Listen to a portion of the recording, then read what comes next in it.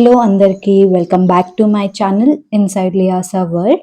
ఇవాల్టి వీడియోలో అయితే నా ఆఫ్టర్నూన్ రొటీన్ చూస్తున్నారు. ఆఫ్టర్నూన్ టు ఈవినింగ్ వరకు మేము ఏమేం చేస్తాము, లైక్ కుకింగ్ అండ్ గార్డెనింగ్తో పాటు వార్డ్రోబ్ ఎలా ఆర్గనైజ్ చేసుకుంటానో కూడా ఈ వీడియోలో చూస్తారు. So without any delay let get started. So ఇక్కడైతే నేను ముందుగా అయితే చికెన్ ఆఫ్టర్నూన్కి లంచ్ కోసం ఈరోజు చికెన్ కర్రీ ప్రిపేర్ చేస్తున్నాం. సో ముందుగా అయితే చికెన్ని పీసెస్గా కట్ చేసేసుకున్నా, కొంచెం స్మాల్ పీసెస్గా. అండ్ ఇక్కడ వాష్ చేసేసుకుంటున్నాను అనమాట. సో నేనేమంటే వాష్ చేసేటప్పుడు మేము సాల్ట్ అండ్ పసుపు వేసి వాష్ చేస్తా, సో దట్ ఏమైనా లైక్ ఏమైనా బ్యాక్టీరియాస్ కానీ అలా ఏమైనా ఉన్నా వెళ్ళిపోతుంది అని అంట. అందుకోసం మా మమ్మీ ఇలాగే చెప్తారనమాట, వాష్ చేయమని. సో అది చిన్నప్పటి నుంచి అలవాటు అయిపోయింది. సో సాల్ట్ అండ్ పసుపు వేసి వాష్ చేయడం వల్ల కొంచెం వాసన కూడా రాదనమాట. చికెన్ చాలా కొంచెం ఫ్రెష్గా అనిపిస్తుంది. సో ఎప్పుడైనా ట్రై చేశారా ఎవరైనా ఇలా క్లీన్ చేయడం విత్ సాల్ట్ అండ్ పసుపు? కమెంట్ చేయండి. మేమైతే ఎప్పుడు ఇలాగే చేస్తాం. సో ముందుగా అయితే చికెన్ అంతా క్లీన్గా వాష్ చేసేసుకొని బౌల్లో వేసేసుకుంటున్నా. అండ్ దాని తర్వాత అయితే దానికి కొంచెం సాల్ట్ అండ్ పసుపు వేసేసి మంచిగా మిక్స్ చేసి పక్కన పెట్టేసుకుంటున్నా.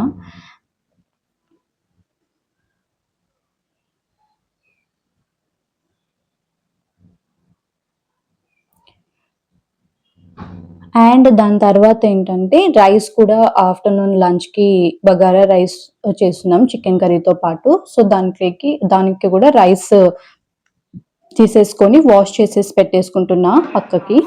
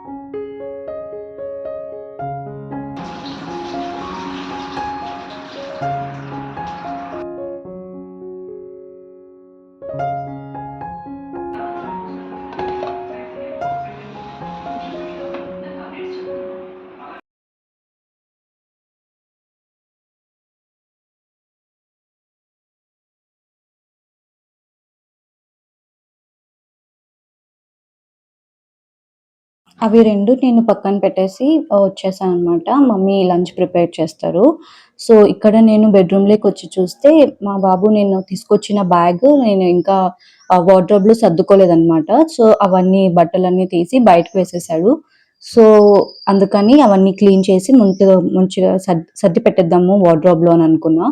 సో అందుకని ఇవన్నీ క్లీన్ చేసేస్తున్నా. ఫస్ట్ అయితే ఇక్కడుండే నా సూట్‌కేస్‌లో ఉండే బట్టలనేసి ఫస్ట్ సెగ్రిగేట్ చేసేసుకుంటున్నా. నేను డైలీ వేర్ ఒకటే కింద పెట్టేసుకొని మిగతా బట్టలనేసి లైక్ ఎప్పుడన్నా ఒకసారి వేసుకునేవన్నీ బ్యాగ్‌లోనే పెట్టేసి పైన రూమ్‌లో పెట్టేద్దామని ఫస్ట్‌గా అయితే బట్టలన్నీ సెగ్రిగేట్ చేసేసుకుంటున్నా. నీట్‌గా పెట్టేసుకుంటున్నా.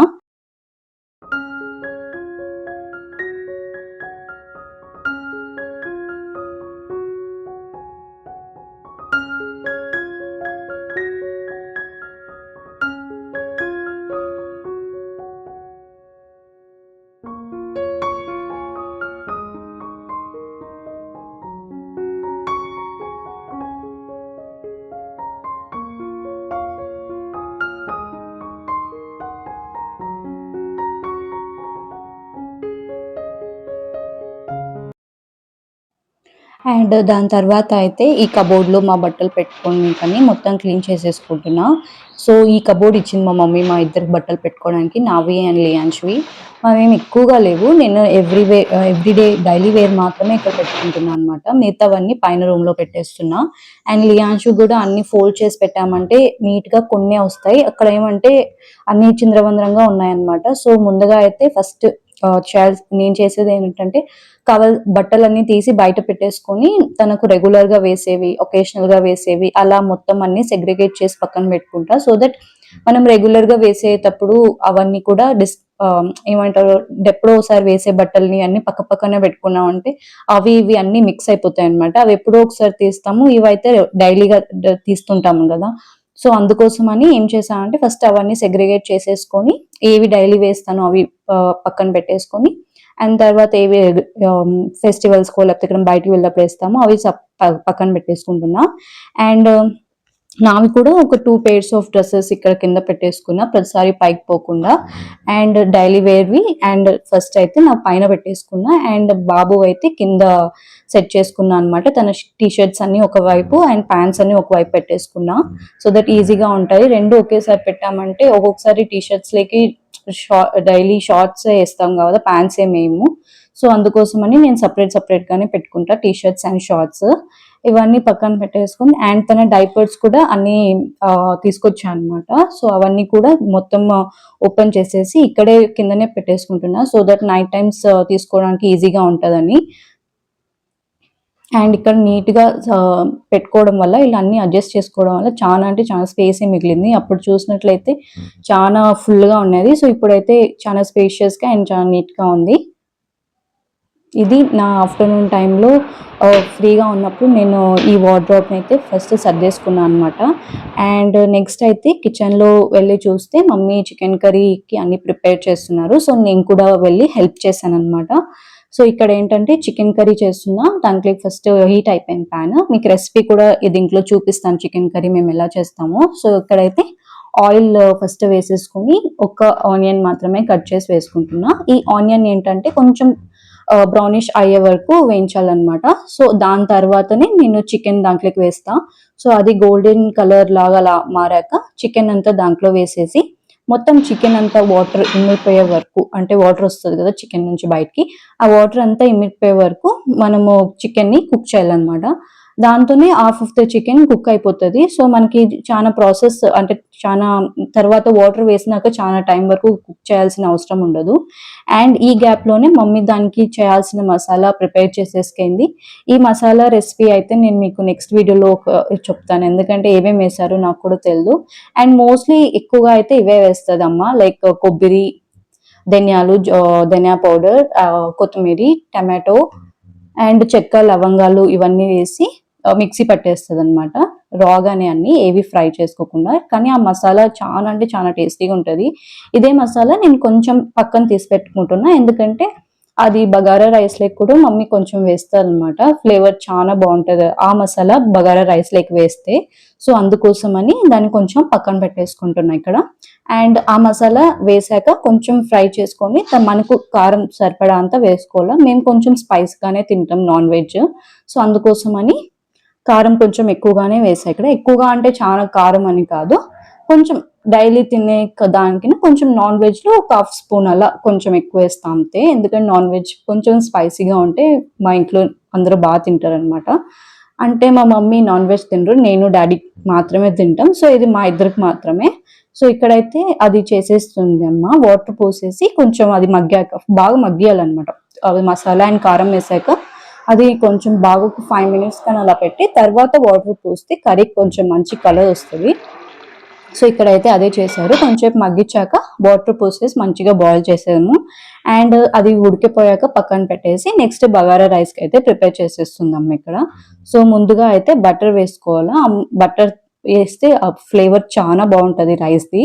సో బటర్ వేసుకొని దాని తర్వాత ఆయిల్ వేసుకొని మనం పెట్టుకున్న లైక్ చెక్క, లవంగాలు, కొంచెం కరేపాకు, పచ్చిమిర్చి అండ్ పుదీనా ఇవి అండ్ ఆనియన్స్ ఇవన్నీ దాంట్లోకి వేసుకొని మంచిగా ఫ్రై చేసుకోవాలన్నమాట. అండ్ స్టెప్ బై స్టెప్, అంటే అన్ని ఒకేసారే కాకుండా కొంచెం గ్యాప్ ఇచ్చి వేసింది, సో దట్ బాగా ఫ్రై అవుతాయని.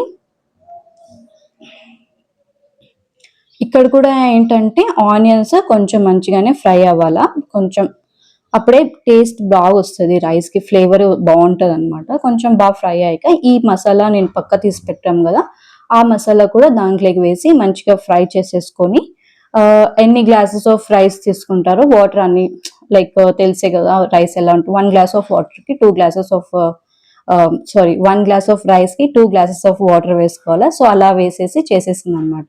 రైస్ అయితే నిజంగా చాలా ఫ్లేవర్ఫుల్ గా చాలా బాగుంది. చికెన్ కర్రీలకి అయితే ఈ రైస్ నిజంగా చాలా టేస్టీగా ఉంటది. సో చూస్తున్నారు కదా, చికెన్ కర్రీ అయితే ఎంత కలర్ఫుల్ ఉందో చూడడానికి, టేస్ట్ కూడా అంతే బాగుంది. ఇదైతే మా ఆఫ్టర్నూన్ లంచ్ ఇవాళ. సో చాలా అంటే చాలా ఎమ్మీగా ఉన్నది. అండ్ ఇది దీని తర్వాత ఏంటంటే కొంచెంసేపు రెస్ట్ తీసేసుకొని నేను 4:30 పైన అలా వచ్చేసి మిద్దె పైన వాకింగ్ చేస్తా.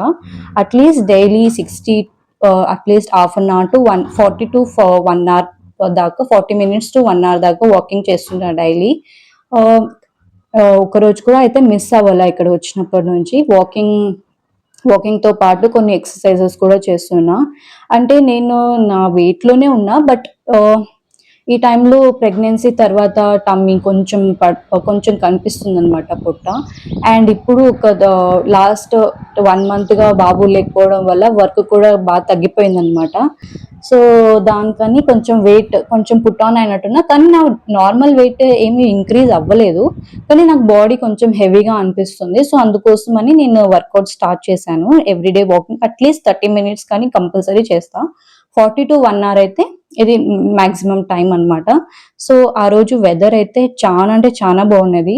అంటే కొంచెం చల్ల గాలితో, ఎప్పుడైనా నేను వాకింగ్ చేసేటప్పుడు చాలా వేడిగా మొత్తం చెమటతో నిండిపోతుంటనమాట. ఆ రోజు మాత్రం కొంచెం వెదర్ బాగుంది. సో అక్కడే కొద్దిసేపు నిలబడి ఆ వెదర్ అంతా కొంచెం ఎంజాయ్ చేశాను అనమాట. ప్లెజెంట్ వెదర్, గాలి బాగా చల్లగా వస్తున్నది. అండ్ ఆ రోజు ఏంటంటే కొంచెం వెదర్ వర్షం వచ్చేలాగా ఉన్నది. సో మీకు కూడా చూపిస్తాను వెదర్ ఎలా ఉన్నదో.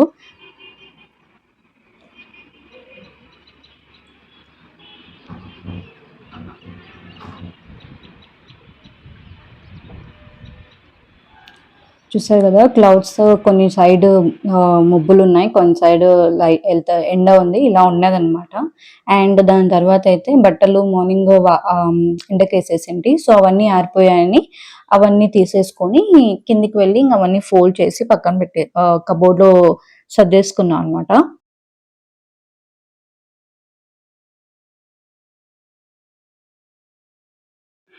ఎప్పుడు పిండేసిన బట్టలు ఆరేసిన తర్వాత ఇమ్మీడియేట్‌గా ఫోల్డ్ చేసేసుకొని కబోర్డ్‌లో పెట్టేసుకుంటేనే మనకి మళ్ళా వర్క్ లోడ్ ఉండదు.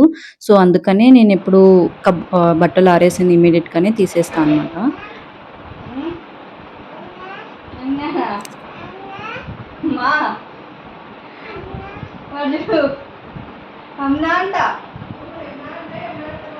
చూడు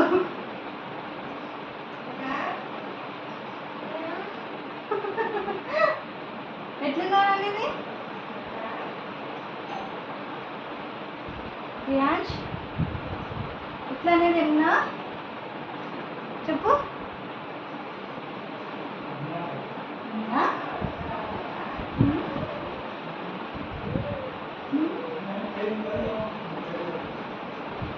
చూసారు కదా, ఇది ఒక బ్యూటిఫుల్ మూమెంట్ అన్నమాట. తను నా పేరు పిలవడం, అమ్మ నన్ను యమునా అని కిచెన్ లో నుంచి పిలిచారనమాట. లైక్ తను నీ దగ్గర ఉన్నాడా అని కనుక్కోడానికి. తను అది వినేసి యమునా యమునా అని అన్నట్టు నా పేరుని రిపీట్ చేస్తున్నాడు. సో ఎంత క్యూట్ గా అంటున్నాడో నాకైతే చాలా అంటే చాలా హ్యాపీగా అనిపించింది. ఎంత ముద్దుగా పిలుస్తున్నాడని నా పేరుని. సో అక్కడ ఏంటంటే నేను ఇవన్నీ ఫ్లోర్ చేస్తుంటే వాడు అన్ని కబోర్డ్స్ లో ఉండే బట్టలన్నీ తీసి బయటకు వేస్తున్నాడు. మళ్ళీ డబుల్ పని పెడుతున్నాడు నాకు. సో ఏం చేశా అంటే ఇంక తనని ఎత్తి బెడ్ మీద కూర్చోపెట్టేసి ఇంకా ఇవి బట్టలు అనేసి అన్ని లోపల వార్డ్రోబ్ లో పెట్టేసుకున్నాను అనమాట. తను అలా ఏమీ డిస్టర్బ్ చేయడు, బాగా ఉంటాడనమాట. వచ్చి అలా సమ్ టైమ్స్ డిస్టర్బ్ చేస్తాడు, ఒక్కొక్కసారి అన్ని తన మూడ్ బట్టి ఉంటదనమాట. చాలా వరకు అయితే డిస్టర్బ్ చేయడు, తన పాటికి తను ఆడుకుంటాడు. సో ఇక్కడైతే అన్ని వార్డ్రోబ్ లో పెట్టేసి అండ్ అంతలోపు ఈవినింగ్ అయింది టైమ్. ఈవినింగ్ అవుతేనే మా ఇంట్లో మమ్మీ కాఫీ ప్రిపేర్ చేస్తుంది ఇప్పుడు. మమ్మీ డాడీ డైలీ తాగుతారు. డాడీ ఎక్కువ తాగరు, కొంచెమే తాగుతారు. మమ్మీ డైలీ తాగుతుంది అనమాట. ఆ రోజు కొంచెం వెదర్ అలా ఉండడం, మంచి చల్లగా ఉండడం వల్ల నేను కూడా కొంచెం తాగా. రెగ్యులర్ గా అయితే నేనైతే కాఫీ ఏం తాగను. కొద్దిసేపు అలా కాఫీ తాగుతూ బయట ఇలా బాబు కొద్దిసేపు ఆడుకుంటుంటే అందరూ అలా కూర్చున్నాం అనమాట. అండ్ దాని తర్వాత అయితే ఇది మా పక్కనే తోట ఉంది అన్నా కదా, గార్డెన్. ఆ గార్డెన్ లో కనకాంబరాల చెట్లు ఉన్నాయన్నమాట. సో అవన్నీ పూలు మంచిగా కాసాయనేసి మమ్మీ అవన్నీ పీకేస్తుంది ఇక్కడ. ఎన్ని కాసాయంటే చెట్లు నిండా పూలు అలా ఎంత బాగా కనిపిస్తున్నాయో. ఫోటోలో మీరు కూడా చూడొచ్చు ఫోన్‌లో ఎంత కలర్‌ఫుల్‌గా కనిపిస్తున్నాయి పూలు. డైరెక్ట్‌గా చూడ్డానికైతే ఇంకా బాగున్నాయి. ఇంకా దీనికన్నా ఎక్కువ నిండుగా కాస్తాయంట ఒక్కొక్కసారి. ఇవి మంచిగా ఒక 2-3 మూరల దాకా అవుతాయంట ఒక్కొక్కసారి. ఇప్పుడైతే 2 ఏమో అయినాయి ఆ రోజు. అండ్ ఇదైతే మా పొమోగ్రానేట్ చెట్టనమాట. ఇట్లాంటివి 3 చెట్లున్నాయి. అన్నిటికి ఇలా పింజలు పడినాయన్నమాట మంచిగా. అన్నీ ఒకేసారే కాస్తే బావుంటాయి తినడానికి. ఇలాంటివి కెమికల్స్ లేకుండా ఫ్రెష్‌గా ఇలా తోటలోనే మాకు పొమోగ్రానేట్ కాస్తున్నాయి ఇప్పుడు. అండ్ ఇది కూడా లైక్ మస్క్ మిలన్ ఒకటే ఒకటొచ్చింది మస్క్ మిలన్ చెట్టుకి. ఇదైతే ఇంకా మాగలేదు. కొంచెం ఇంగా టైం పడతదంట. అండ్ ఇవొచ్చేసి పైనాపిల్స్ అన్నమాట. 3-4 ఏమో ఏసారు పైనాపిల్స్. అవి కూడా ఇంకా మంచిగా రావాలా. ఎప్పుడే ఏసారో కొన్ని రోజులయిందంట నాటి కూడా దాండ్లని. ఇంకా రావాలవి. సో, అవన్నీ అయిపోయాక మమ్మీ పూలు పీక్కొచ్చిందంట కదా! అవన్నీ బయట కూర్చొని ఇంగా కట్టేసుకుంటున్నా అనమాట. సో, ఇలా అయితే మా ఆఫ్టర్‌నూన్ రొటీన్ ఉంటది. Afternoon to evening. మీకు ఒకవేళ నచ్చితే ప్లీజ్ లైక్ చేయండి అండ్ సబ్స్క్రైబ్ చేసుకోండి. చాలా మంది వీడియోస్ చూస్తున్నారు కానీ సబ్స్క్రైబ్ చేసుకోవట్లేదు. ప్లీజ్ సబ్స్క్రైబ్ చేసుకోండి. మీ సపోర్ట్ నాకు చాలా ఇంపార్టెంట్.